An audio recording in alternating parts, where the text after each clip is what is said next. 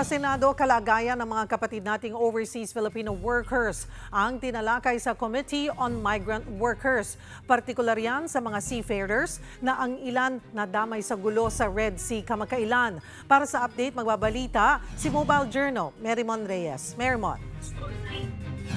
Cheryl, sa unang pagdinig ng Senate Committee on Migrant Workers, pinagtuunan na ngayon ng 20th Congress nitong komite kung ano-ano aksyon na ba ang nagawa ng mga ahensya ng gobyerno para sa mga OFW.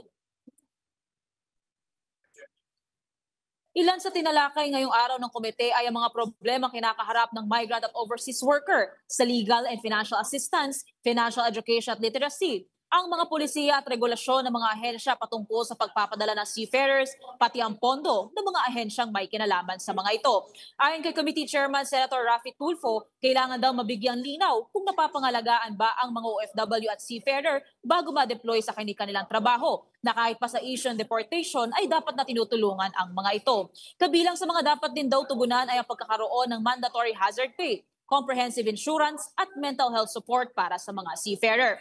Oras na makita rin daw na mayroong hindi tamang paggamit sa pondo ng mga ahensya tulad ng Overseas Workers Welfare Administration ay maaari raw ipitin ng Senado ang kanilang pondo.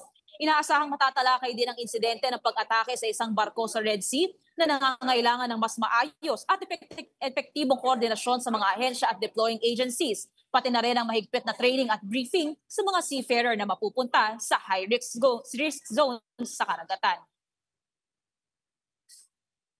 Cheryl, tinalakay din na kanina ang responsableng paggamit ng mga seafarers sa kanilang electronic devices, pati na rin ang government-to-government approach pagdating sa deportation. Kamakailan kasi ay pinaratangan ang 21 na Pilipinong seafarer na umano'y nag-access daw sa child pornography dahilan sa kanilang pagkakadeport mula noong ma-raid ng US Customs and Border Protection. Cheryl.